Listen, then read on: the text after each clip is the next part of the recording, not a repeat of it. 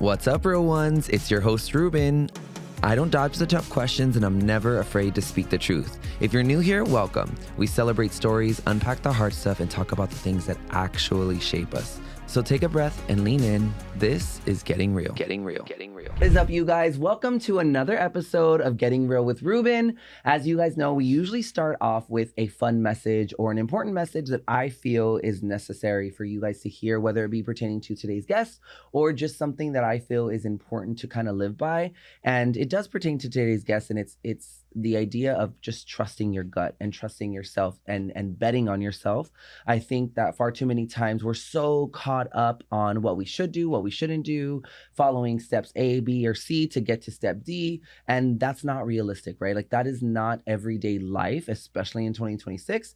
So the message today that I want everyone to really latch onto as you're hearing the conversations today, as we're diving a little bit deeper and we're getting real with this guest, you start to kind of allow your wheels to turn in your head and start finding ways in which you can bet on yourself. Don't wait for someone to tell you you can do it. Don't wait for someone to tell you you can't do it. Don't wait for someone to tell you you're good enough. If you feel it in your heart that it's something that you want to do, then do it. And the worst thing that could happen is that you fail and you'll learn from it. So that is my tidbit of today.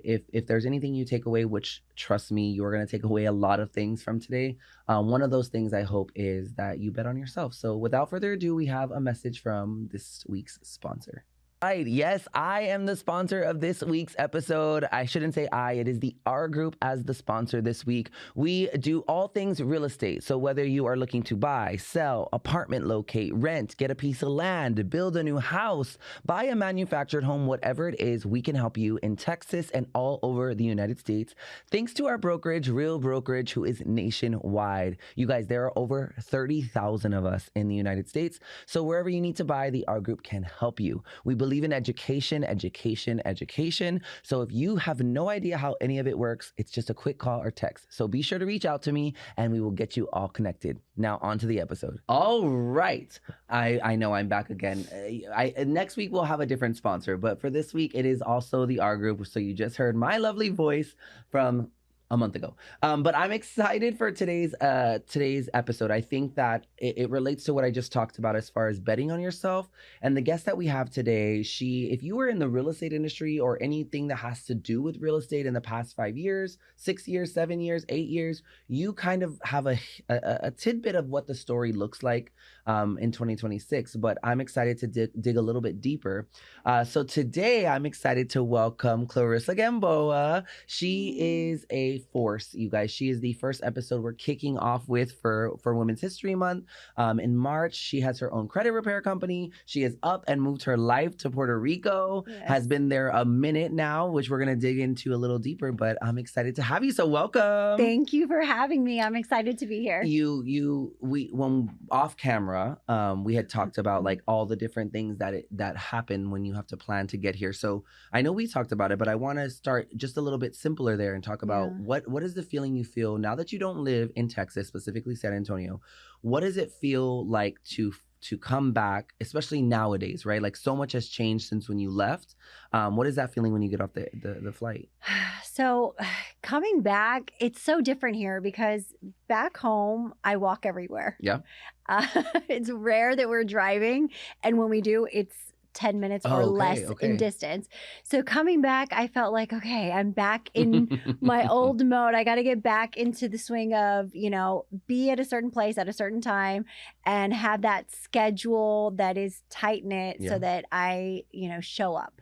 And sorry to interrupt you, but is it weird to obviously there's highways, but like here it's just way more populated. So oh my God. Readjusting to that is trippy here. So my mother lives in the Redland area. Oh, okay. And I was driving to the gym in Rogers Ranch, which, there's maybe like 5 or 6 exits. And I felt like I was driving for an eternity. And I called my husband and I'm like, did I miss the exit? Because I don't know where I'm going. I know where I'm going, but I feel like I've been driving for an eternity. Yep. Not to mention yesterday, I did get stuck in some traffic, which is very rare. It's a rare sighting for me. So I'm like, man, what the heck? But the new highways are awesome. Oh, yeah. Once it's all done. Yeah, once we get it done.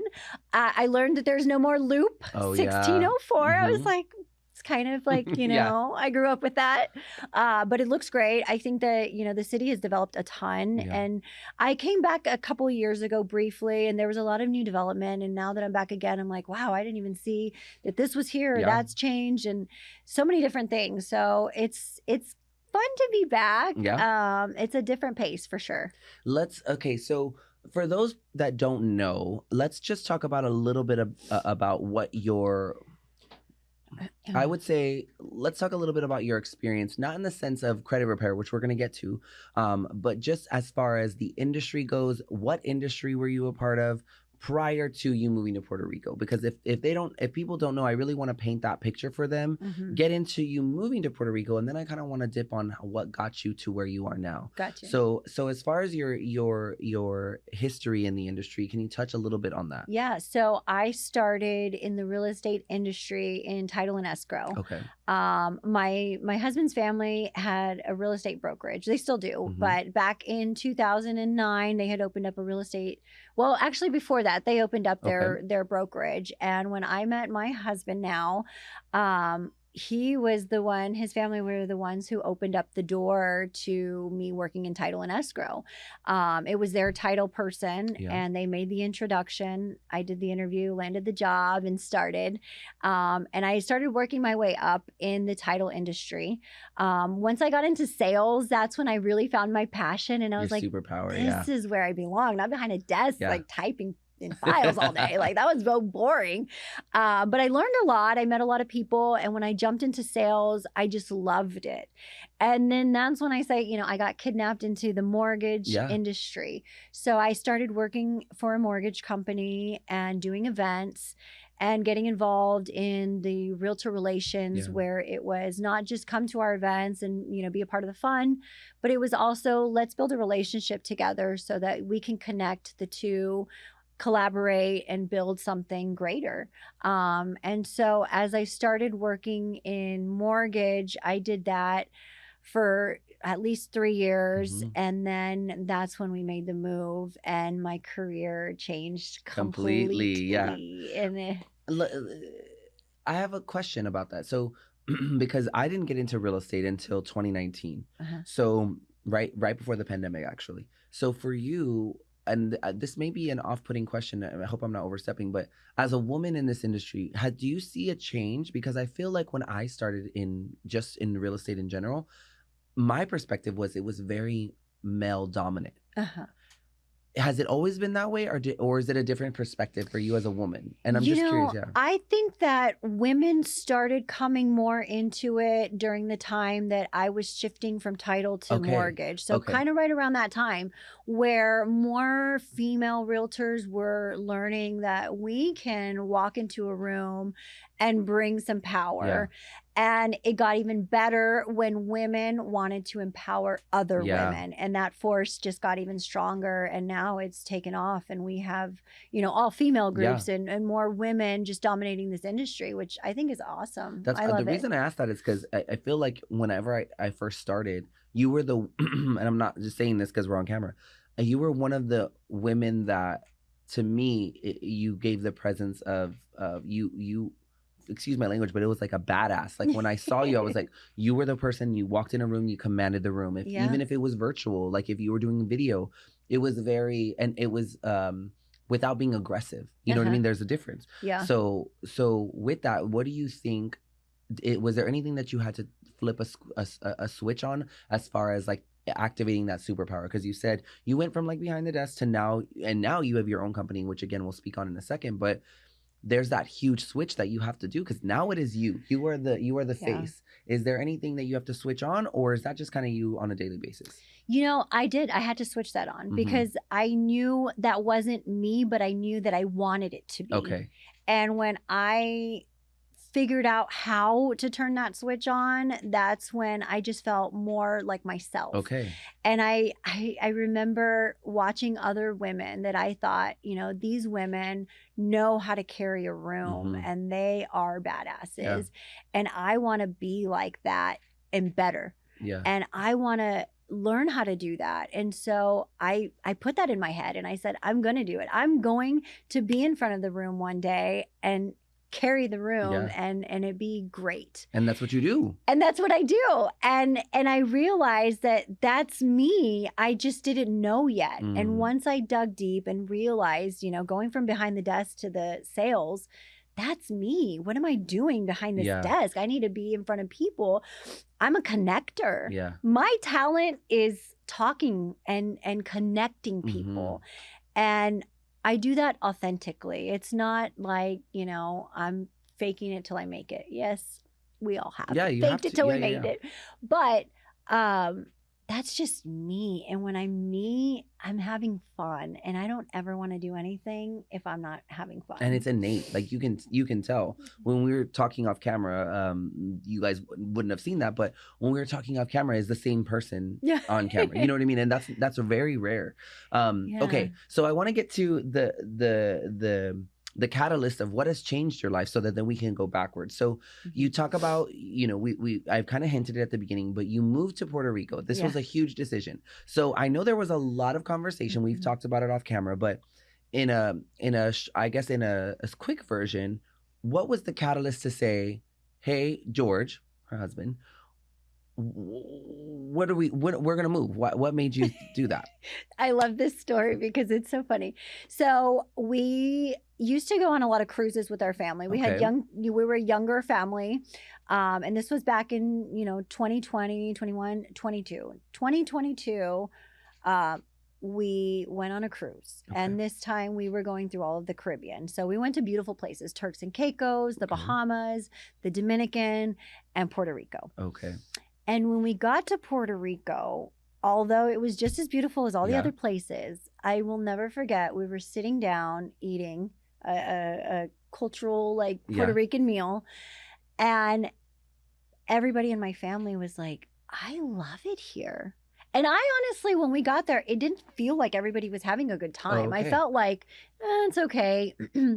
We'll get in, get out. You know, we're in the port for a few hours, whatever. And when I heard them say, like, I just love it here, I'm like, and at this point, you had been there like an hour. We were literally there for like 2 hours. Wow. We hadn't even seen the place. We saw one beach and we went to the first place that we saw to go eat that someone recommended. And I'm like, what? What? Wow. And so then, you know, we start venturing around and I start seeing, you know, Old San Juan, which is nothing like I'd ever seen before. Cobblestone roads, colorful buildings, the weather's warm, everyone's in a great mood. And you're just like, wow, this place is magical. So we get home from our cruise and jokingly, I go to George and I'm like, what do you think about if we just moved there? Like, how cool would that be if we could just go? And we'll just go, you know, for 12 months. We'll make it a plan. We'll go for 12 months. We'll keep our house. We'll keep everything steady in Texas. And if we do not love it, then we come home. Yeah. Like, let's just do that.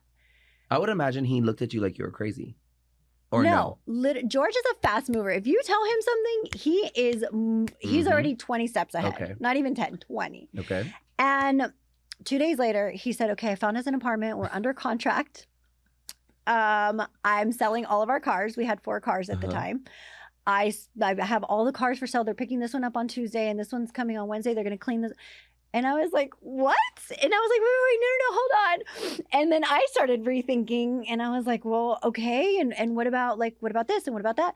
And he was like, look, just get on Airbnb, find us a place to live while we go through the closing process. It's going to be about a month. And if we need to, you know, renew, we'll do that later, whatever. So I'm like, okay. So I get on Airbnb and I'm looking for places. Meanwhile, are your armpits sweating? Like, I would be like, oh my gosh, you know like we're doing it. Or it just felt right. It's so weird because normally it would have been. Okay. And this time, I don't know what everything changed. had fallen where it needed to be. That's why it probably felt everything was just happening. Nobody was overthinking or restructuring. Everybody was just moving forward. Yeah. We pack up a small suitcase, each of us, with very little, and we land in Puerto Rico. And we didn't have any friends, any family. We didn't have a car. We were living in an Airbnb that when we showed up did not look like the photos. As it usually doesn't. It was a 1-bedroom house with 1 bathroom and 1 window. And there are 4 of you. And there was 4 of us. But the pull-out sofa was like the alternative. The girls were little at that time. So we were like, let's not spend too much. We already have to close and do all this other stuff. We'll be fine. Yeah. It's a month. Like, it's not that big of a deal. And it was in a more humbling area. So we were like, okay. And still, at this point, leaving a beautiful home and a beautiful Texas life. Okay, so let me stop you there, though. When you said that, so you guys had your cars, right? You had your cars. You didn't sell the house. So that you kept the house. We kept it because we were just like, just in case. Just in case, because you had the 12-month time frame. Now, before we go through the journey of what took, how that looked in Puerto Rico, what did your family say? Everyone was like, yeah, don't do this? Or were they also very, very positive? No one wanted us to leave. Okay, I figured. Because in our culture, they want you close, right? They want you close. They want the grandkids close. They want to be a part of holidays, all that good stuff. Did that throw anything into the game of like, did it make you feel some type of way? Or you thought you trust the process, we're going to Puerto Rico? I still said yes. Okay. I still said, let's just try it. Like, what do we have to lose? It's not forever. It's you had a feeling. Months. You felt something. I just felt, I didn't even understand what I was feeling, but it didn't feel wrong or like we were betraying anybody. Yeah. So what could we do that, we're not hurting anyone physically. Maybe emotionally a little bit because there's going to be some distance, but the worst case is now you come and visit us. And there's FaceTime. Yeah. You will see each other. Yeah. Okay. So y'all moved into the house. Now let me ask you this. When we don't talk about this often, but I feel like the contrast of the life that you were living here, right? You said, we'll call a spade a spade. You touched on it. I think off camera, you told me that you guys were car people, like your husband loves cars. So like these weren't, and I'm not saying this to flaunt anything. This wasn't like a 2020, no wrong. There's nothing wrong with it, but like Chevy Blazer, right? Like these were some expensive luxury cars. And so great thing, number one, that you have equity in that form so that you could sell it and put money aside for the trip. But was there anything even at that moment that your husband was like, oh, I don't want to get rid of the blah, blah, blah? Or to your point, he was just very much so like, I'm selling them all, no reservations. Yeah, he was on board. It was so weird because that's not the usual us. So the reason I'm asking these questions is because something clicked. Something in the air, be it God, it was divine intervention that all of this happened and you guys were all in the same mindset at that point. And I say you guys, you and your husband, right? Your children were younger, so they followed suit in a sense. Yeah. So it just made that transition less stressful because I would imagine if there was any reservation, that it would be stressful at some point. No. So take me to, so you got the apartment or the Airbnb in Puerto Rico. You're there for, you said, about a month. And you stated that it was in a little bit of a more humbling area. Yeah. When you guys decide to move, are the girls already now registered in school or are they yet to register? So the girls didn't start school officially till like the end of September, October. And that killed me because as a planning mother, I was like, gosh, we're terrible. They're behind. Mom. And they're like missing school, and school had already started in August back home. And so we were just trying to figure everything out. And over there, it's a little bit different. You got to take an entrance exam to get in. And then you have to buy all your books and your uniforms. Wow. And so it's a little bit of a process. And the pace is different. So, maybe Monday isn't a good day for anybody to be calling at 8 o'clock in the morning to inquire about school and schedules and things like that. So that slower pace, island time is real. And it was challenging to get a hold of somebody to be like, hey, we want to put our kids we in have school. These two. What do we do? What do we do with them? We know where they need to be. But eventually, it worked out. And so they started school. And, we finally were like, oh, okay, now we got to find doctors. And then we started, taking the next steps of figuring out what's the rest of our life look like. And okay, so now we fast forward a little bit because you've been there 4 years now. We're going on our 4th year. Which is crazy because I feel like you just moved there. Like on socials when I saw you move there. What is one thing that is there anything that you would have done differently in moving to Puerto Rico? Be it something small, be it something big. Is there, if the end goal was always going to be we're moving to Puerto Rico, is there anything that you know now that you're like, oh, I wish we would have done this in this process? Honestly, I love the way we did it because it was not planned at all. And knowing what I know now on, the pace of how things are run and the way it is, I think that if we would have tried to plan, we would have gotten extremely frustrated and it might not have worked out. Okay. That makes sense. So you're right. Again, divine intervention, it's kind of like one of those things where like it had to have happened that way. Otherwise it wouldn't have worked. I don't think so. One thing that stands out to me, and I told you this earlier before we started filming, was like, I heard it on the phone. We had our call. I feel it when I was sitting with you off camera, and I'm feeling it now.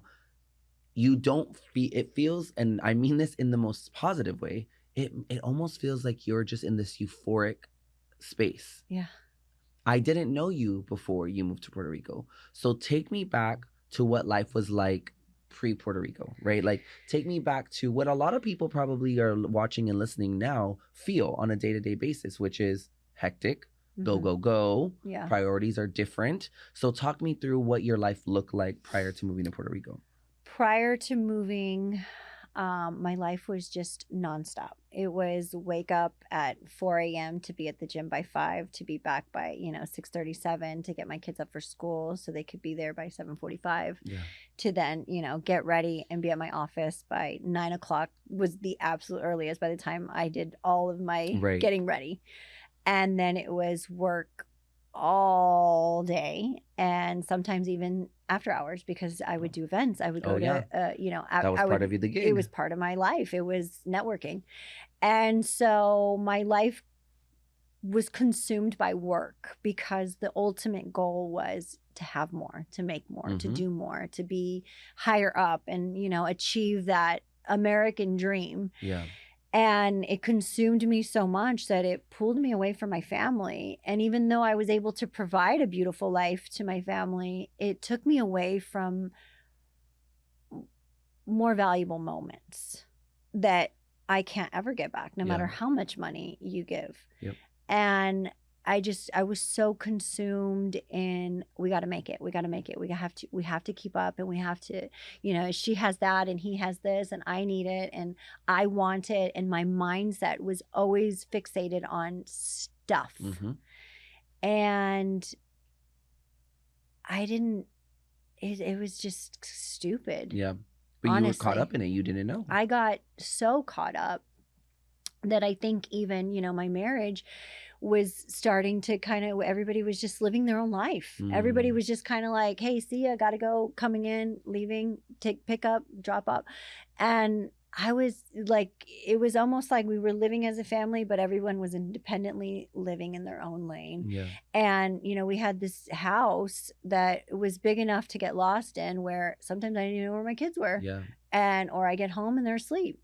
And then I see him in the morning and it's like, hurry up and get ready and go to school so I won't see you again. I don't miss that life. Let me ask you, do you growing up for you, do you feel like the motivation to be that mom and for George to be that dad, to be those parents, to be that family, to provide to your daughters what you didn't have, do you think that was the motivation? It was probably some. And then the second part to that question is, did you ever identify that, or it was just kind of innate?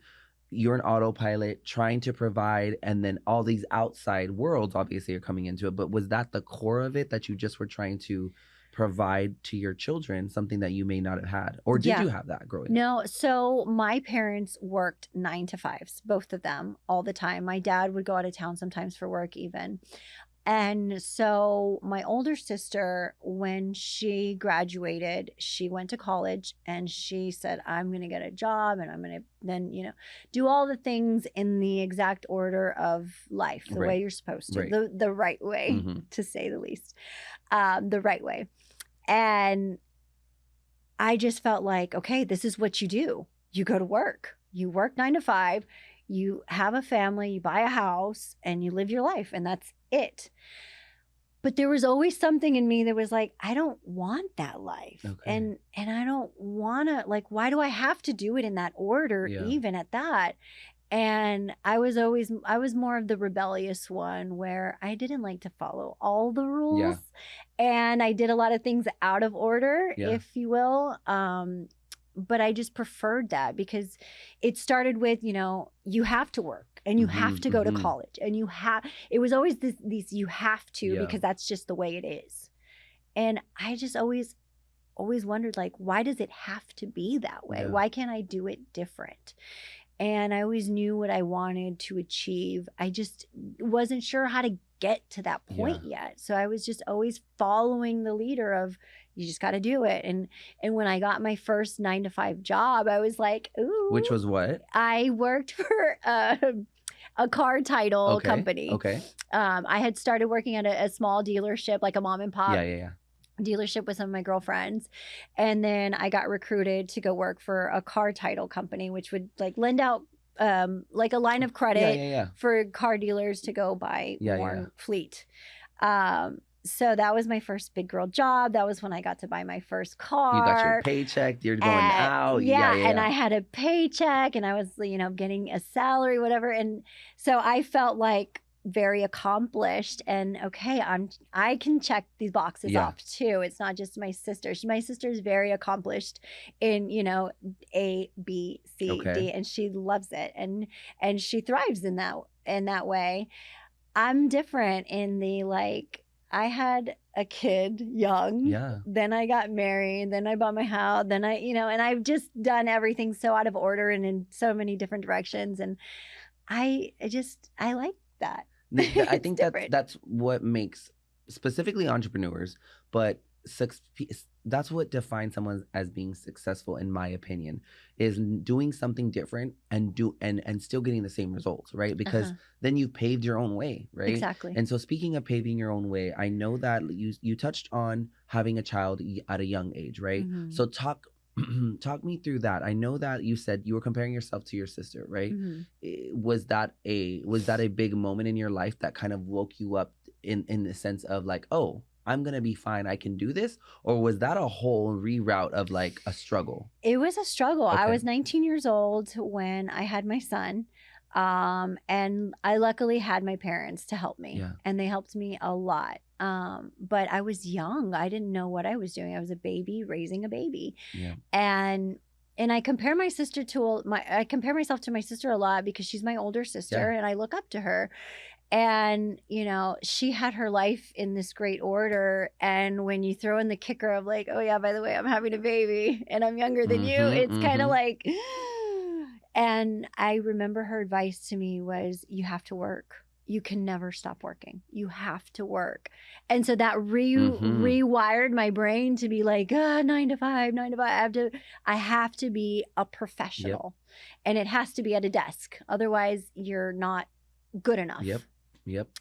So it was a shocker. And it was hard. It was really hard. I struggled a ton. I was a single mom at the time. After I had my son, there was a moment of, splitting from his dad and being a single mom and relying on anybody that could help. My parents, food stamps, daycare, any government plan that was willing to help a single mother to help. And my mom told me, you need to do this. What are you going to do?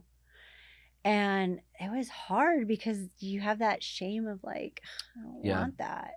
But I had to do it. And I did do it because I knew my son is my priority. And all shame aside, if it's embarrassing, I don't have to tell anybody. And you got to survive. Like at that point, you're in survival mode. It was survival mode, paycheck to paycheck.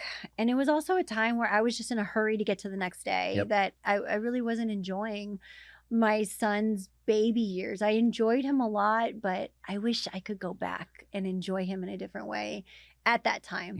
Because it was just hurry up, and it was, I wish he could just walk already. It was like one of those, I imagine it was like you had a calendar and you were like, okay, Tuesday's over, thank God, cross that one off. Now go to sleep, wake up, we'll do, we'll just get to Wednesday. It was hard.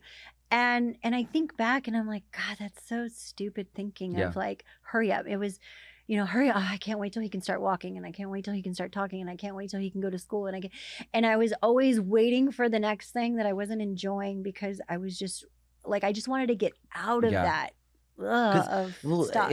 It's also, I mean, I've been through it. I think a lot of people listening or watching have been through it. You start to, it creates this paralysis on you, right? Like for you, especially as a single mother, this paralysis of like, oh my God, I'm never going to get out of this. I'm always going to have to be responsible for a child, right? In the sense of when they're not walking, right? You have to make sure that the child's not getting into things, or when they start walking, getting into things. And then, okay, well, at least we can get them to school so I can free up time, right? But you're still paralyzed in the sense of like, your brain is only worried about those things, and you're putting off your dreams, you're putting off your self-care, you're putting off your mental state, all the things that you're putting off because you've paralyzed yourself because you're so focused on getting this one thing across the finish line.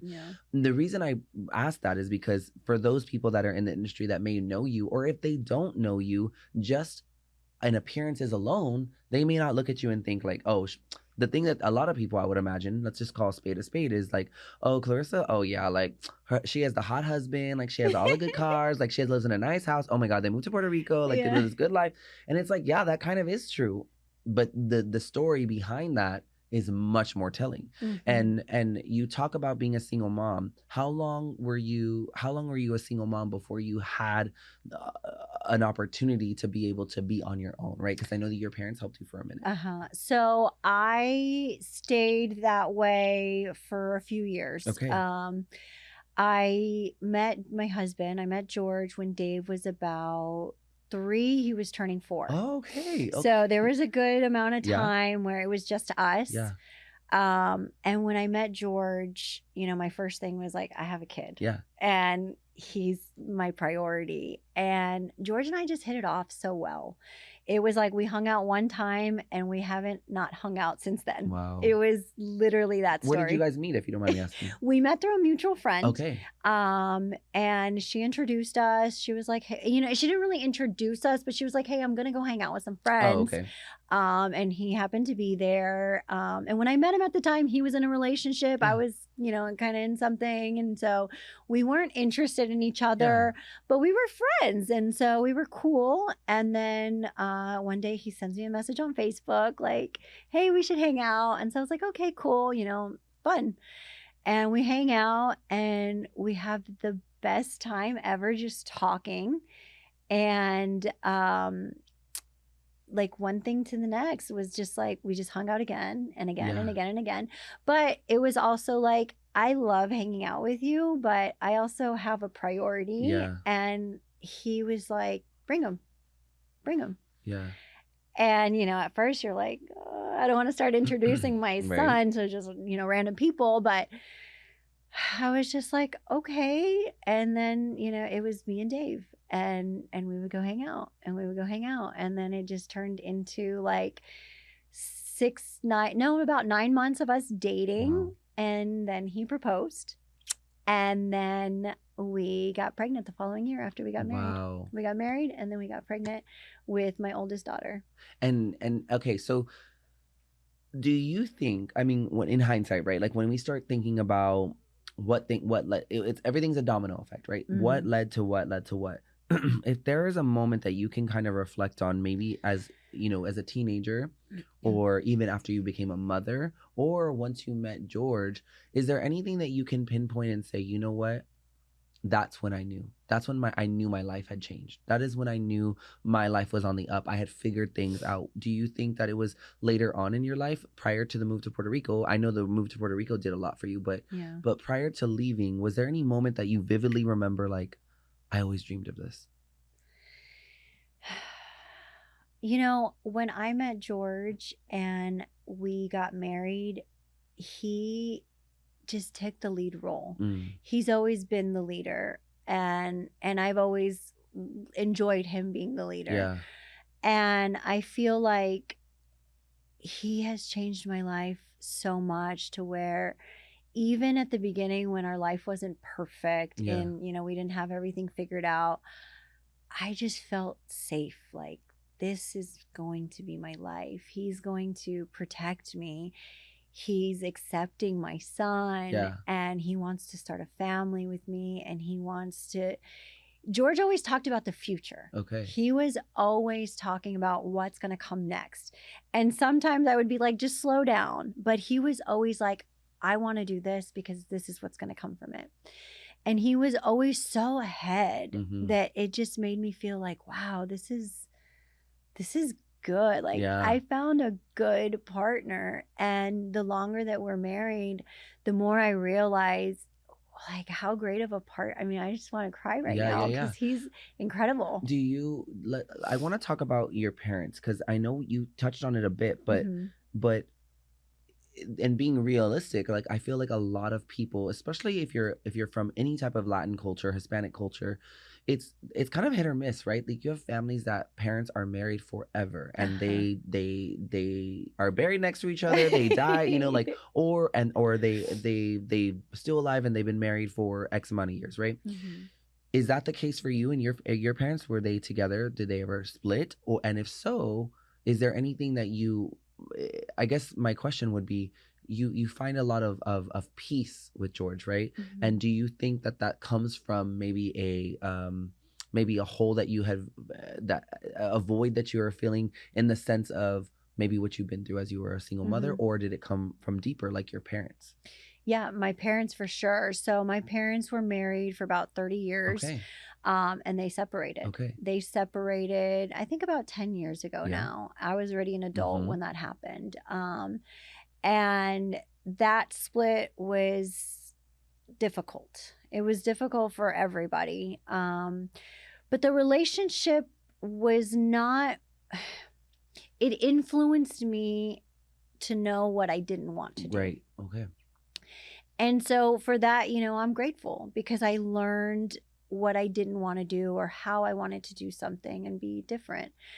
And so sometimes I look back and I'm like, man, there was a lot of hard days for my sister and I, and we were young and we witnessed, you know, some arguments or, you know, ugly moments where you're like, gosh, you know, but I make it a point to be better and say, you know, not that I'm better than my parents, but be better as a married couple, a family, better choices.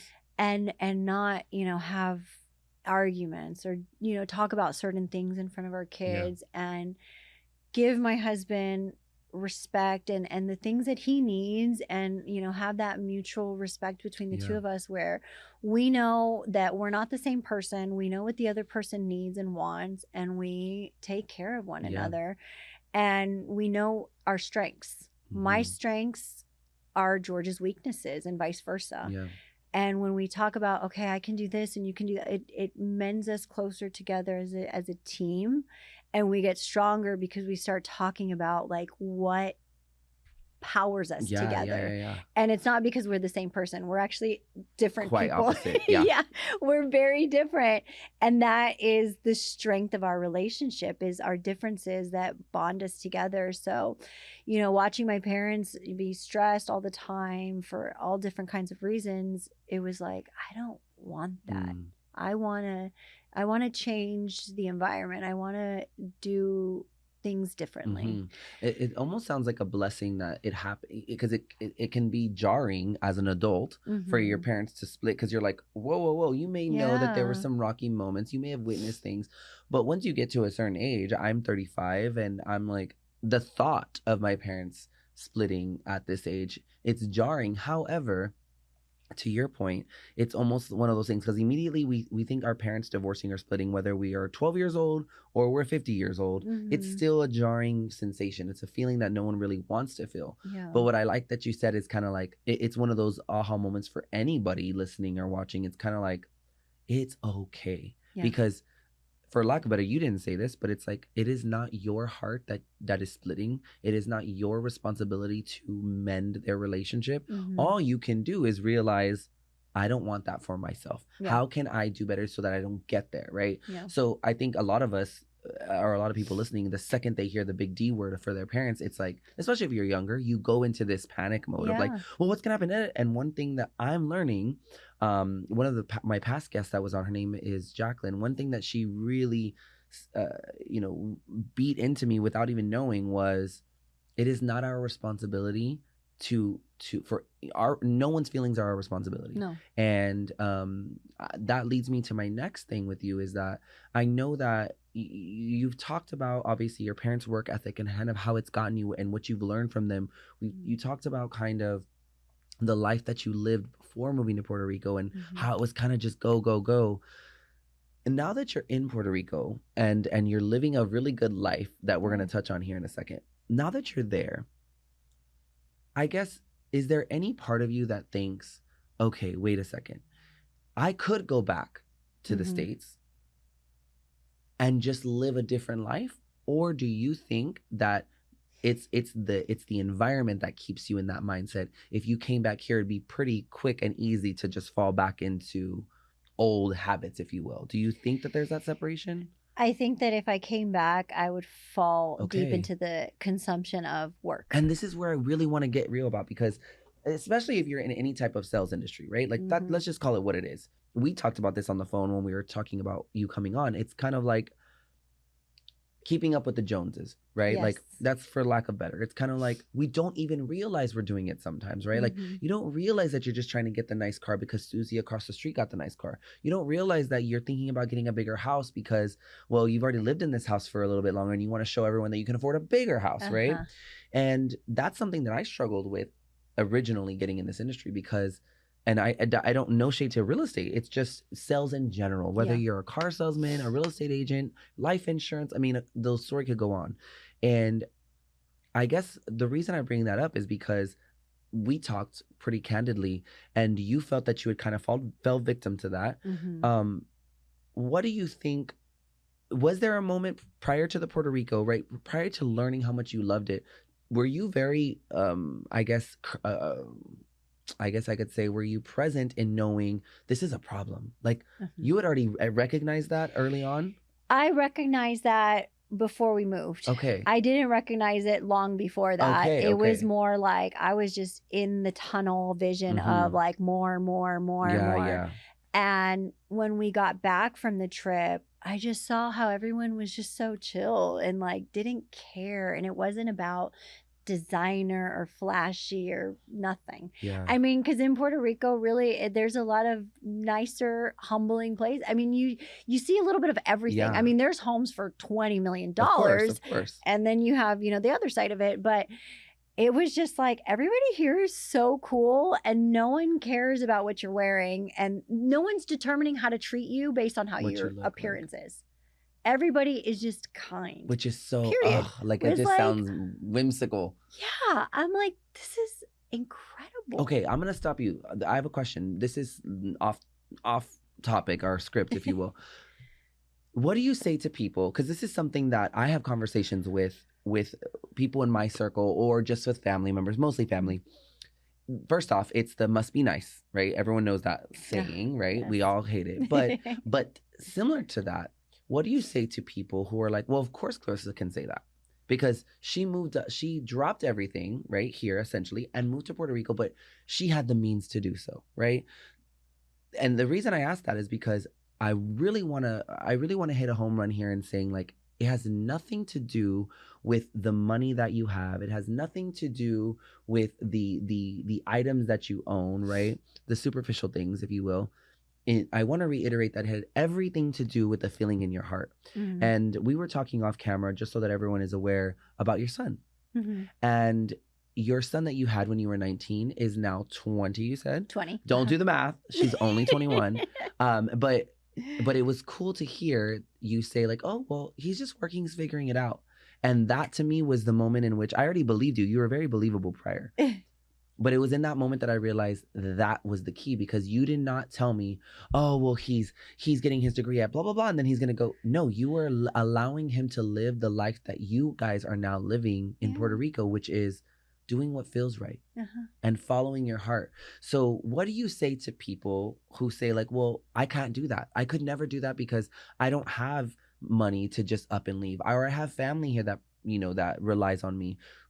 There has to be some advice you would give someone to say like, you know what, it may not be moving to Puerto Rico. No. But it could be getting your own apartment in a different side of town for now. It could be moving to Corpus Christi, to Dallas, to Houston, just somewhere in town. And if that would be your advice, what do you think is the reasoning for that? Removing yourself from an environment, what does that do for you? What has that done for you? You know, first off is doing what makes you feel happy, not what makes everyone else happy. And everyone wants to be a people pleaser because it feels good to have people love on you and give you attention. But it seems like the only way to achieve that is by obtaining more things. And the more you have, the more people seem to love you. And the less you have, the less people that want to crowd around. So whatever your happiness is, it doesn't have to be moving to Puerto Rico. It doesn't even have to be moving. It could just be taking up a hobby that makes you feel happy, that gives you balance. Having balance in your life is vital. We take inventory as a family often of all the areas in our life. And I learned this in a sales class years ago, that there's different areas in your life, the wheel of life. And we print out the wheel of life, and everybody determines where they're at in every area. And we see, you know, how wonky are we, or are we running pretty smooth? And we're very conscious of having smooth wheels. They're not perfect, but they're very well rounded to where everyone feels good about each area of what they're doing. And we've found a way to achieve that balance, which is our happiness. For us, it was moving and exploring and doing new things. And for somebody else, it could be, you know, taking an art class or a dance class. Bike riding, whatever. Anything. And when you find that balance and happiness, it changes your whole life. And most importantly, having God in your life. And, you know, I'm sorry if that's out of bounds saying, but we've always had a good relationship with God, my husband and I, and, you know, my kids. And when we took a step further into receiving God into our lives, oh my God, it's just the most amazing thing. I can't tell you how much it's changed, and just asking God to allow us to have this balance and this peace that just gave us the right wisdom and mindset to know what do we need to do and not overthink or fear it, and just have that. It's so important to have peace in your life for you. Yeah, it's so funny you say that, because one of the things that I've been kind of studying for myself is a lot of people think that God is this genie, right? That when you're in need, you ask God for something, right? Because, oh God, please let me do this. Or and that's kind of what you're taught at an early age, right? Or if you don't have a relationship in your adult years with whatever faith it is, you sometimes, as humans, we tend to, like I said, lean on God as a genie. And it's just so nice when you finally feel this connection with God in the sense of He is there to walk alongside you. And you hit the nail on the head when you said He grants us the strength or the courage or the fearlessness to get through whatever we're getting through. That is what you give thanks to God for, is those moments, right? Not so much, you know, there are going to be bad things that happen in our lives. That is just the way of life, right? But instead of asking, why me? Or instead of asking, you know, please help me get out of this, it's almost like, just Lord, give me the strength and show me what you need to show me so that I can get to the other side and learn and prosper, right? And it's so telling, and it's so obvious that that's how you and George kind of run your household and your lives. Do you think that, or I rather, might I ask, growing up, did you have that same mindset with your family? As a young girl, did you feel that, or was that non-existent? No, I was always in the like, why do I have to go through this, and why does it have to be me? And, you know, I was always the victim of like, angry. Why? Now our mindset is, okay, what are we learning from this? Like, this is a learning moment. When I got delayed flying here, they told me my 7 a.m. flight is now changing to 3 p.m. And I'm like, I called George and I'm like, and he's like, where's the good? And I'm like, I said, I don't know, maybe the plane was going to crash or something. And so I guess I'm just not going to die today. I don't know. I was like just trying to be funny, but I was like, you know what? Okay, fine. So it allowed me to, you know, sit, reset, kind of think about where my plans were going to be for the week. And I was like, okay, you know, God. And get excited. God wants me to pause. I need to pause, and that's it. Yeah, you needed a moment to also probably take in the fact that you're going back home for a little bit, right? Like that. Sometimes you're here for work, obviously, but then you're also here for this. You're here for so many different ventures. But I would imagine you kind of were like, okay, I got to pack. I want to do this, and you never got the chance to really be excited to come home. Yeah. So maybe that was what it was for, right? Yeah. So speaking of home, and then I want to jump into what you're doing now. Speaking of home, so it is in your family. It is you have your mom and your dad, and then in your immediate family, it's your mom and your dad, and then you have an older sister. But then talk to me. You also have a younger sister. I have a younger sister. When my parents separated, a couple years later, my dad ended up getting remarried. Okay. And having a baby. And I said to him, who do you think you are? Al Pacino or what? What is going on? What is this boomer trend floating around?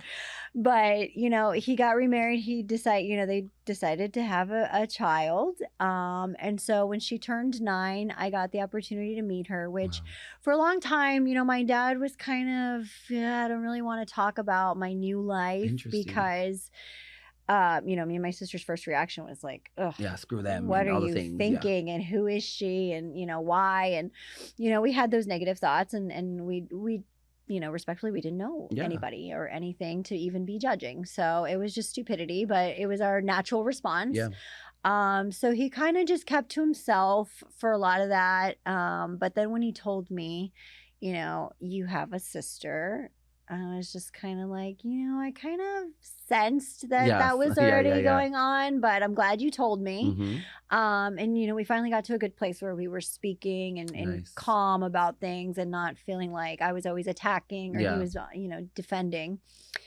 And so he said, this was like the week of, he said, well, she's turning 9 and we're having a party for her. And I would love for you to come and meet her. Wow. But if you decide to come, just come with, you know, the knowing of like, don't come and then disappear or come and judge. Like if you want to come and be involved, like be committed or just don't at all and no hard feelings. And awesome for him to say that. Yeah. Because he was putting his family first, his new family. Yeah. And so, you know, it was like on a Tuesday and the weekend was right around the corner. And so I told my sister, look, my dad, he lives in Virginia. Oh, okay.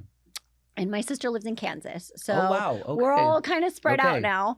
And so I called her up and I'm like, hey, so what do you think? You know, do we go? Do we not go? And she was like, well, I don't know. And, you know, we were just kind of both like, oh, what do we do? And she was like, well, let me see if I can, and, you know, schedules. And so I was just like, well, look, I don't want to go without you. I want to go. Yeah. Like, I'm actually excited. I want to meet her. Her name is Carolina. Okay. I was like, I want to meet her. With a K or a C? With a C. Oh, okay. Whatever. How cool would it have been with a K? Come on, Dad. I mean, I should have had involvement. I wasn't involved, but that's fine. But I was just like, I told my sister, I was like, look, like my sis and I are like this. Okay. So I was like, I have to go with you and we have to go. So figure it out. And so finally we came to terms with when and where and all that. And we got to pick her up from school. And we, you know, it was like a surprise. She knew we were coming, but she didn't know we were going to be like there to pick her up from school. And the second I saw her, I was just like, sis. And we hugged and she just like hugged us and she just looked at us like we were like two princesses out of a Disney movie. Like she was just in awe. And, on the way back to their house, she sat with me in the car and she was just like real close to me and we were talking and she reminded me so much. She reminds me so much of my youngest daughter. Okay. Their personalities are very similar. And so we just hung out and, you know, she's like, I want to show you my room. And, you know, she had a cat at the time. And so we were just together the whole time. We got to be a part of her birthday party. The funnest part about that was that, you know, my dad's new friends had no idea that he had daughters that were of age that we were. Yeah. And so it was so much fun to be like, oh, you didn't know how old he is? Which is so crazy. I have to stop you there because like, it's such a huge mind shift. Yeah. I already see it from outside. Like, you despise the fact that this man, your father, had a new wife and a new life, right? Yeah. For so long. What was it that changed you to say, age, obviously age, yes. right? Life happens and you really, you learn through different things. But was there anything that was like, what am I doing? Yes. George was that. Okay, George, I need to meet you. Anyways, go ahead. So amazing. He was the one that was like, why do you act like that? And why do you, he's like, why do you even talk to your dad if every time you just get upset? Right. Like, then don't talk to him, or try to be calm and, just try to understand and, come to terms with it. It is what it is. And he was always the one rooting for the family. He's always been a real family person. George has helped me become more like that, because I was more of like I don't want to be in You're anything. Independent. Yeah. And with George, his family was very close knit and always together, and that's how our family is. And so when he saw me pulling away and creating that distance, he was just like, but why? Yeah. Why you don't want to go, or like, why don't you just talk to him? And because my sister was also upset, I was going to be upset too. I was like, no, we're doing the right thing. We're right. He's wrong. And, I was trying to justify it in any way. And then finally I talked to my dad one day and I was just cool with him. And I was like, you know what? Tell me more. Yeah. Because it ain't that deep. Like, that's what I have. My younger brother, he's 10 years younger than me, and he has a child. He's younger though, so he's 25. So at 25, when you're a parent of a 5-year-old, you think you know it all, right? And it's one of those things I always tell him, like, it ain't that deep. Like, you don't have to bicker back and forth with dad. Let him be right. Yeah. Guess what? He's almost 60 years old. Let him be right. There's no way of changing. Just nod your head and say, oh, really? Even if he's telling you the sky's green, really? I didn't know. That's awesome. Because as an adult, it comes to the point where it's like, what is it for? What is for what? Yeah. And so are your parents retired now? And what is your mom doing? Yeah. So my mom's retired. Okay. She lives here in San Antonio, and she's incredible. She is part of the business. She helps me with Popeyes. Okay. So we keep it alive. Oh, wow. That is my way of staying alive here in San Antonio. And she helps me a lot with doing Popeyes, delivering gifts. Oh, yeah. So your clients are like, whoa, how did you do that? Babe, yeah, you have the first time it happened, everybody was like, holy cow. You're like, you're amazing. Who is she? Okay, so let's talk about that. So like we dug in a little bit deep. We got a little bit deeper and serious, but now I want to talk about the fun, because you moved to Puerto Rico. You had you were in sales essentially, right, in the industry. And it was like, okay, we're moving to Puerto Rico. I know you didn't have a plan before you got to Puerto Rico. How long after being in Puerto Rico were you like, okay, we're going to start doing XYZ? Yeah, my back had to hit the wall before that happened. Okay. So I was working for a mortgage company. And at the time, there was a lot of things happening, a lot of shifts and different things taking place, downsizing in some departments. And so I already knew my plan, but I wasn't ready to share it because I wasn't sure either how it was going to pan out. And so I was like, secretly I could live a double life and work remotely, because technically I wasn't going into the office. Anyway, my job was out in the field. And so people were already used to not seeing me in the office. So if I moved, a couple hundred miles away, who really would notice? And so, I always made sure to say, I'm leaving to Puerto Rico.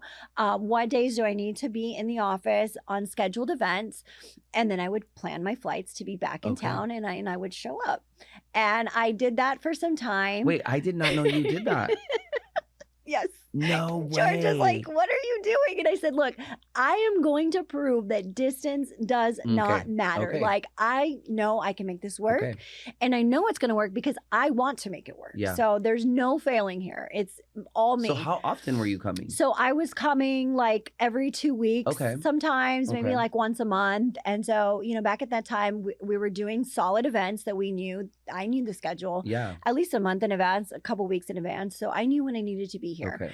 And I was always ready for that. So, and I knew I cannot not miss because then my cover is wrong. Yeah. So, so I would come back, do the events. But then it got to the point where it became like, well, we need you in this meeting. Where are you? And I would be like, I'm back in Puerto Rico. I'm not going to fly in for one meeting. Right. So I became virtual and they would Zoom me in. And they were cool with that. Oh, okay. For the time being, it was acceptable. Yeah, it was acceptable. Because you know, Clarissa was. We got to set up the computer and the Zoom link. Right. So, you know, then the jokes of, oh, is our Puerto Rico ambassador going to be joining us today? And you know, how's life and the whole bit. And so then behind the scenes, you know, my closer friends would be like, yeah, this is what they really said. Right. And some people didn't care. Other people were just not having it. And it was just ugly. But eventually, all departments were downsizing. Okay. And I'll never forget the day I'm taking my daughter to her very first gymnastics lesson. And I get a call from HR who never calls me ever. And I just like got this feeling, and I'm like, oh God. And I look at George because we're always together, and I'm like, why is HR calling me? This can't be good. I know they're not giving me a raise. And you'd already sensed things, so you were like, ugh. I already knew like things were shaking up, but I also knew my value and what I brought to the table. So I was just always like, there's no way. Like, and after all the turnovers, my turn never came. So I'm like, I'm set. I'm secured. I know what I do and what I bring to the table. So solid. Answer the call, and it's like, so how's it? You know, all the casualty, the pleasantries of how are you? And then silence. Well, you know, this is hard for me to say. Yeah, I was like, and I was already like welling up because I could feel it. And so, you know, they tell me, you know, we're going to have to let you go. And, you know, as you know, the company's been downsizing and we're going through some things financially, et cetera, et cetera. So I just want to, you know, make sure you don't have any questions. And I was like, nope. Is that it? And they said, we'll mail you your last check. Just make sure the address is right. Yeah. And call me if you need it. And I was like, okay, thank you. And I hung up. And I was just like, a mess. And my daughter, my girls were in the backseat where this was all on Bluetooth. Yeah. My oldest daughter, she goes, man, they canned you. That humbled you probably so fast. And I was like, oh my God. And I told George, I'm like, you're going to have to go inside and do this class. I can't. I just cried for about 2 hours. And I cried and my phone was ringing. Everybody was calling I'm sorry to interrupt you, but what were you crying for? Were you crying more so because you felt like you had failed, or were you crying because you really loved that position or that responsibility? What made you feel that sense of emotion? I was emotional because I felt like I gave everything. I gave so much of my time and my blood, sweat, and tears. And it made me feel like my value wasn't there. Yeah. Like they didn't see the value in me and they were just willing to say meh. Yeah. And, you know, anything else that was easier to justify, you didn't live here, you're getting paid X amount, whatever, like, let's just not. So it made me self-conscious about who I was. Like how good you are at your job. And I was like, wow, here I am thinking I'm at the height of my career and I'm just got dropped all the way to the bottom. As your daughter would say. And I was like, so it made me feel horrible. And it didn't matter how many times anybody, George or you know, old coworkers would tell me like, it's not that. it's the financial status of the company. Like, don't take it that way. Know that you do bring value. You are valuable. You can go get a job anywhere. Yeah. And I was just like, but no, like my goal of achieving a certain place was set. Yeah. Like I was so set in it. And then you just took it all away. And so it was just kind of like, okay, well, you know, I eventually got over it. I was just like, okay, well, we got to move on. Yeah. But it, you know, it all happened in the midst of, you know, early days of Puerto Rico and moving and closing on a place and doing so many things that required financial stability that it made me scared too, to know like, this is it. I have to move back to San Antonio. So it was a lot of feelings, but mostly because I just felt like maybe I'm not who I thought I was. Yeah. And so then now, fast forward, your back is against the wall. You don't have that job anymore. Whose idea was it to do credit repair? Who said, I have an idea? Okay. I was with George. We were at a date night. And he's always done credit. He's always helped his clients. He's a realtor. Yeah. He's not a traditional realtor of like showing houses or anything like that, but he has, and mostly sells to good friends. Yeah. But there's always the credit issue. Mm-hmm. So he started working with somebody in credit and they were working together. He was learning everything. Yeah. And he wasn't soliciting like credit repair, but he was always doing it and making sure deals were going through. Yeah. And I was like, what if I did what you do? And he was like, what do you mean? And I said, well, what if I repair credit?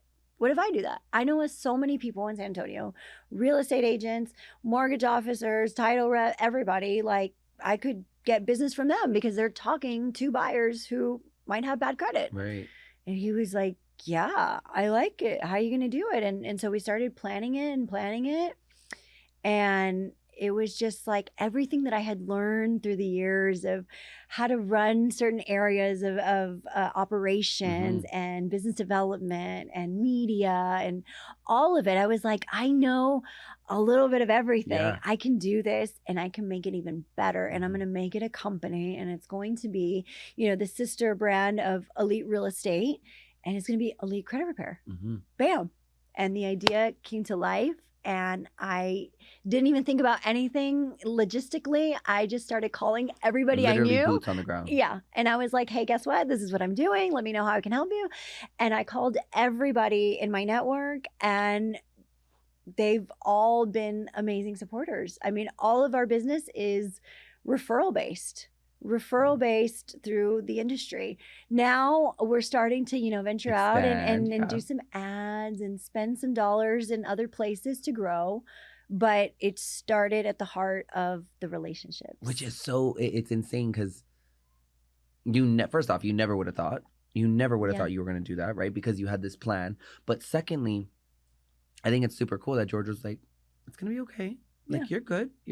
But, the funny thing is, I thought you were going to say, oh, well, George had this idea because, like you said, he's more of like the leader, right? Uh-huh. On that note, what's so funny to me is that when I first met you, the perception of you, like I said, I was like, oh, she's a badass. What I find so inspiring, and I think a lot of people, women and men, will find inspiring from you, is that you are, or maybe you don't even know this. You probably know this innately in you. But you are a leader by default, by who you are innately, what you were born to do. So that is why you feel so much comfort with someone that leads you because you're like, oh, I'm tired of being in charge, right? Uh-huh. That's how I am with my husband. I'm like, I'm the team lead of our team. He's on my team. But when it comes to like my relationship, I'm like, he's like, where do you want to go? I don't know. Wherever you want to take me. You know what I mean? Uh-huh. But that's the feeling I get from you is that, and not to say that you are, but I never want you to sell yourself short in knowing like you are just such a strong presence. Yeah. But I understand why George is the leader, right? Not that he's not the leader, but in air quotes, because there are times when Clarissa is the leader in her own lane. Yeah. So I just think, I think it's just amazing that it was your idea. Yeah. And it was something that he kind of already had an idea about as well. Uh-huh. But talk to me about the catalyst, or maybe not the catalyst, but the inception of the company. So we have clients now, and we you know, people are calling you. You've made your relationships that you've had over the years. Now you got clients and you're fixing their credit. Mm-hmm. Was there ever a moment when you were like, okay, maybe not, maybe this isn't gonna last, or maybe this isn't gonna work, or from the beginning, because you put your heart, blood, sweat, and tears in it, you kind of have seen an incline from the beginning? I have been fortunate to see the incline, and we just haven't stopped. And it seems like every time it just gets better and better, and we get smarter in certain things of how to adjust the way it operates. Yeah. And we get more professional, if you will. Yeah. And that is just, it's like a well-oiled machine, and it just flows, where we didn't overthink too much. We just went, and it's been working, and what didn't work, we just keep going, and we move on and figure something else out. And we've been so great. It's been, I mean, we look back every year at our numbers, or every quarter, every month, and I'm like, we did it. We're doing it. Yeah. We're doing this. Like, I did this, and I love it. Like, and George tells me all the time, he's like, I am so proud of you. I'm so proud of you. And my kids, you know, they jokingly, they'll walk around the house and act like me, or like say my spiel. They're like, we already know your whole sales pitch. And I love that, because I know that they're watching me, and I want to inspire them, not to be me, but to find their purpose in what makes them feel happy and fulfilled, and, you know, be strong, independent women too, that have a good partner. Because you can be a strong, independent woman with a good, strong partner, and you're even that much more powerful. And I kind of want to veer away from some things and talk to you kind of candidly before we start wrapping the episode. I want to talk more about the struggles, because that is what people don't know about Clarissa Gamboa. Truly, truly, truly. I touched on it earlier, but I want to touch on it again, because when people watch the clips from this podcast, or they listen to the full thing, right? There's something that I feel passionate about, and we're going to do it a little bit later, but like little Clarissa, right? Like, and little Ruben, like, there's so much that goes into who we are as adults. And I think that the struggles, although people kind of veer away from them, it sounds like you kind of go head on into them. It sounds like you attack them head on because you're proud of it, right? Yeah. And when we talk about, obviously, like your parents' separation, when we talk about meeting your sister at a later age, right? When we talk about being a single mom, when we talk about the move to Puerto Rico, when we talk about, you know, even your day-to-day that was here in San Antonio, there was a struggle always there. And you're on the other side of it now. But I'm sure there's still struggles that you go through just as a human being, right? That's just the way that we live. And is there anything that specifically that you could tell, whether it be a single mom, whether it be a woman, a man, whoever, just as a human, is there anything that you would tell them to give them that extra push when they are dealing with those struggles, whether it be financially, physically, you know, dealing with relationships? What is something that you kind of lean on every single time? I would imagine God. And in that same breath, what though? What do you do? You pray? Do you meditate? What is something that really keeps you on? God. Okay. I pray. I talk to God all day, every day. We are like this. And I rely on God so much. And I recently joined a Bible study, George and I, and it's just helped us learn more and understand what that relationship should flourish into. But I think that, you know, when you're struggling or you're going through something that isn't positive or feels good, feel it. Feel it. Cry. Be angry. Feel what you need to feel. And remember that you have to move on. Yeah. Take your time and feel it. But don't take so much time that you never get to the next step. You have to express your feelings and know that that's normal, and you should. And if you're not, maybe that's not normal. Yeah. And move on to the next step, because nothing is ever going to be perfect. And whatever plan you have to be ready for the worst case scenario, and know that when it doesn't work out, it's because there's something better on the other side.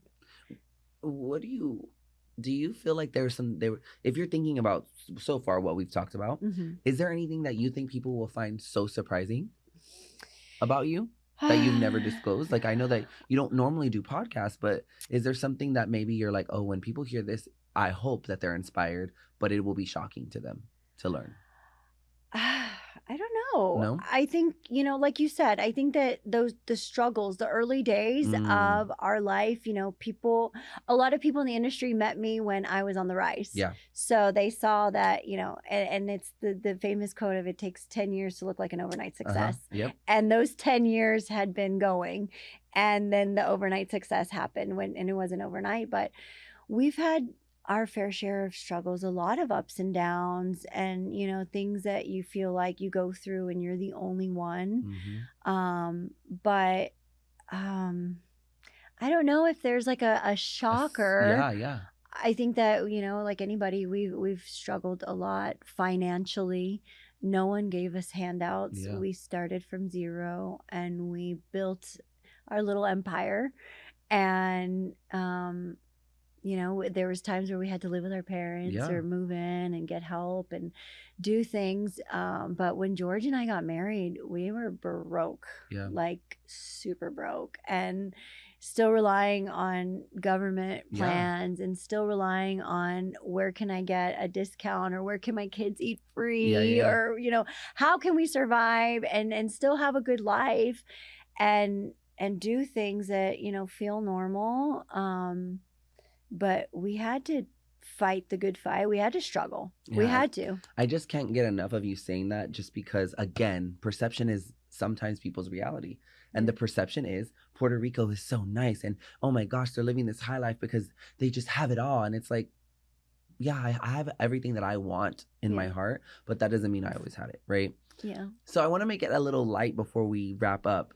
I want to do a little bit of rapid fire. Okay. All relating to Puerto Rico, though. Okay. Okay, so I'm going to test your knowledge. I don't know. You could be lying to me because I've never been there. But I want to make it exciting because there is something really beautiful about moving to an island, right, with its own culture. Like, the culture in Puerto Rico, from what I hear, is amazing, right? Yeah. I'm sure there are some things that remind you of home there, just innately, right? Just the way that things are built or the way families move. But I'm sure the food is phenomenal. I'm sure the drinks are phenomenal. So rapid fire, and I won't know this place, but anyone listening, if you're ever going to Puerto Rico, write these things down. Where do you go for a authentic Puerto Rican meal? Do you have your favorite restaurant in Puerto Rico? Yes, it's called Salitre. Okay. And it's out on the northwest side of the island, outside of San Juan. It's oceanfront, and you will mofongo, churrasco, arroz y habichuelas is the authentic. That is what your go-to is when you order from there. When I go there, I get the churrasco with the arroz y habichuelas. Okay. And that for me is like, oh, I love it. And it's steak with rice and beans, but it is so good. Okay. A good piña colada is always going to be amazing.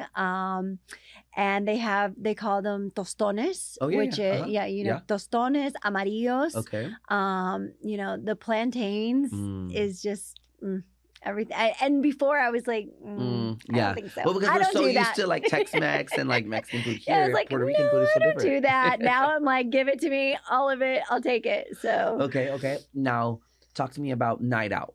Where are you guys going on date night? What's your favorite place to go on a date night? I love going to Old San Juan. Okay. Old San Juan. Well, you talked about it earlier. It has like a special place in your heart. We actually lived for a brief moment in Old San Juan, which is very different from any kind of living we've ever had. But it's just so charming there. There's a ton of restaurants, a ton of bars. Everything's just beautiful. You can walk and see the ocean. You can see art. You can hear music. Oh, it's beautiful. You said it's cobblestone there, right? It's cobblestone, so you definitely don't want to be in heels. Yeah. If you travel there, don't go in heels. Just take sandals, take, comfortable shoes. You're going to walk because everything is in walking distance. Okay. So, but yeah, a night out would be beautiful there. There's beautiful rooftops. Oh, okay. It's gorgeous. And then the weather is just always perfect. So you can't beat that. Lucky, you're so lucky. Okay, let me ask you this. What is your number one, do you have a church that you go to? And if so, what is it called, or what church we go to the church at my children's school. So it's actually right in next to the elementary school, and that's where we attend church. Oh, nice. Yeah. Which is where my daughter had, both of them, they had their first communions there. And then every month throughout the school year, they'll allot a special Sunday to each grade to have their mass. Oh, okay. So we attend those for them. You know, they get extra points, but of course. you know, they like to go, and you know, it's nice to see them just praying and in their element of just because they want there. to, right? Yeah, they're just there, like just in it. Remind me of their names. Zaylee and Zoe. Zaylee and Zoe. I don't know if they'll ever watch this or hear it, but I have to shout them out because we didn't give enough emphasis on this. They are now bilingual. Yes. And before I end the podcast, that is insane to me that when Clarissa and George moved to Puerto Rico, they did not know your children did not know a lick of Spanish, correct? Like they knew the basics. They knew like, very little. Hola, ¿cómo está? Like, you know, little things. Mm-hmm. But now they are fully bilingual. Yeah. Like to the point of which she was telling me off camera that you guys speak in Spanish at home. Uh-huh. So that must be said because I think as a parent, I'm not a parent, but as a parent, any parent listening, that's amazing. Yeah. Because you knew that it was going to be hard for them. You knew that it was going to be a struggle. Mm-hmm. They put their big girl panties on and you bumped them out of the door and they went into school. And here we are 4 years later, fully bilingual. I had to touch on that because when you talked about it earlier off camera, we talked about it on the phone. Uh-huh. That is crazy to me. Like, so props to you and George, because I think that out of everything you guys have accomplished there, that probably is one of the biggest ones. That one is, I tell them all the time, you're not going to thank me now, you'll thank me later. Absolutely. And I'll wait because I know it's not going to be anytime soon. But knowing that, you know, there was times where they cried and they wanted to come back to Texas, and George would feel like, oh, what do we do? And I said, no. Mm-hmm. Growth comes when you're uncomfortable, and I want them to be uncomfortable. This is a good comfortability. Yep. This is the good one. If they were being harmed or something bad was happening or something, that's different. But this is so great for them, and we want to keep expanding that, and we want to take them to see more and do more and experience more, because they've grown into the most incredible girls. I'm so impressed with them. I will do anything. I'm at their beck and call because they impress me on how hard they work, and it's not easy. Well, and I also want to touch on the fact that you can show them the world. You can go on vacations. We were talking about when you guys go on vacation as a family, it's more like a month-long trip, but you can do that because now your life and your days are not dedicated to keeping up with the Joneses and spending money on things that are not necessary. Yeah. And that is kind of the theme of all this, is that you've trusted your gut. You moved to an island in which you had never lived in. You had visited but never lived. And now everyone, if I'm not mistaken, is flourishing. I would imagine even your mom back here, because you're able to now include her in your business. Yeah. Your son is flourishing because he's seeing the way mom is living, and his dad and his stepdad, and like in the sense of, I could do that, and now I have the opportunity to choose how I want to live my life. Yeah. So it's this huge domino effect. Yeah. And so speaking of your kids, they're small Clarissas, right? Mm. Well, your son is not a small Clarissa, but for lack of better, I do this part of the podcast for every guest because I just think we don't do it enough. We don't reflect internally. If you go to therapy, you probably do a little bit. Obviously, you do it with your family, but you never think about little Clarissa. Yeah. And little Clarissa, let me tell you, she probably had so many dreams. Little Clarissa was probably going through it at times. But I think one of the huge things, especially in the world that we live in now, we hear everyone talk about, fueling our inner child. Mm-hmm. And, you want to do things that you couldn't do as a child. And I think you're accomplishing a lot of that. But I want you to take a moment. If you were talking to a little Clarissa, right? Whether that be truly your younger self or just someone out there that lives a similar life that you did. And maybe they're listening to this podcast as a 25-year-old, a 30-year-old, a 12-year-old, whoever is grasping this episode.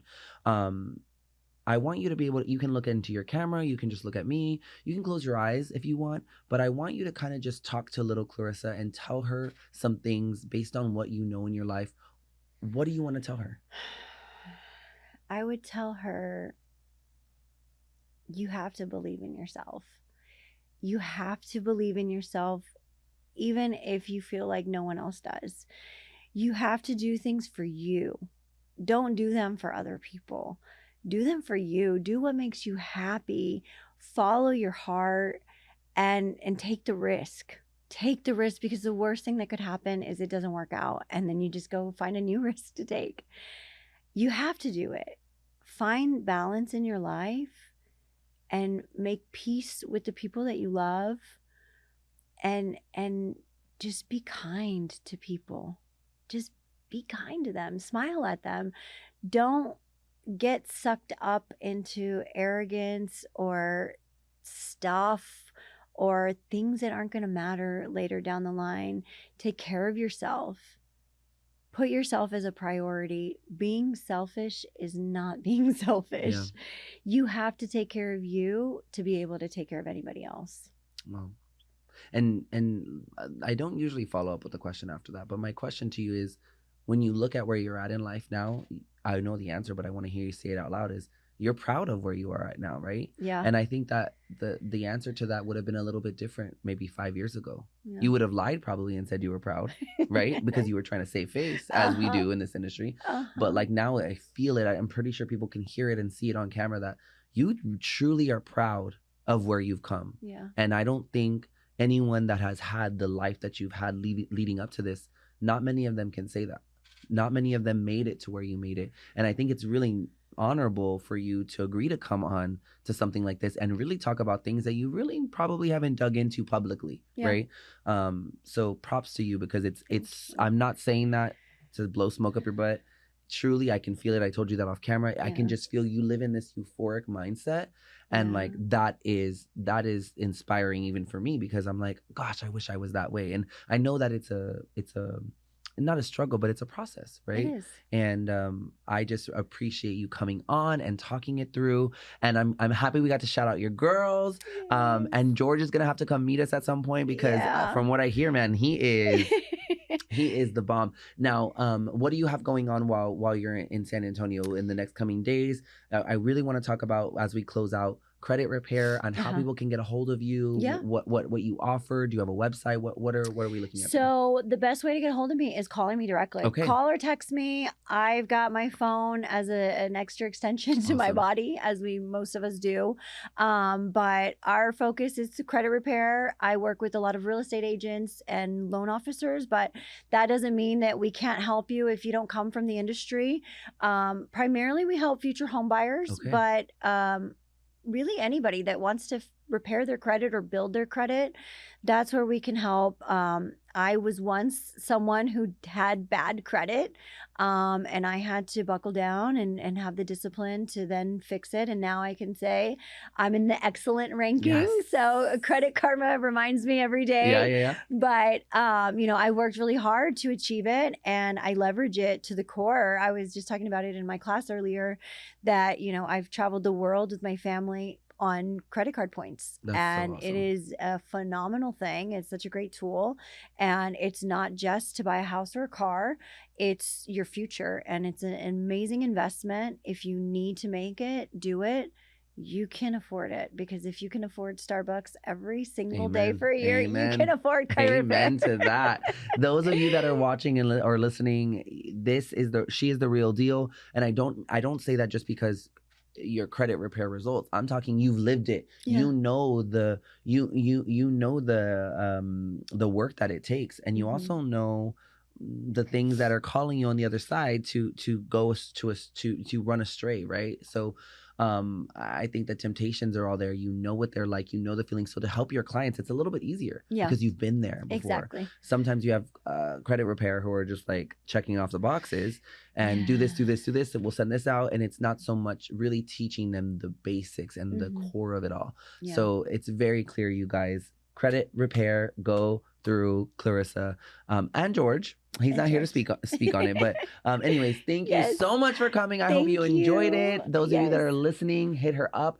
We will have her number on the screen. If you're listening, it will be in the description. Yeah. Anywhere you find any of these clips, we will have Clarissa tagged and collaborated on it, so she will be easily accessible. But yeah, again, thank you for coming. I appreciate it. I hope you had fun. I hope I had a great time. It was nice for you to kind of shed all of that and healing as well. And until next time, we will see you on the next badass woman that we have here in March. So we'll see you on the next one, guys.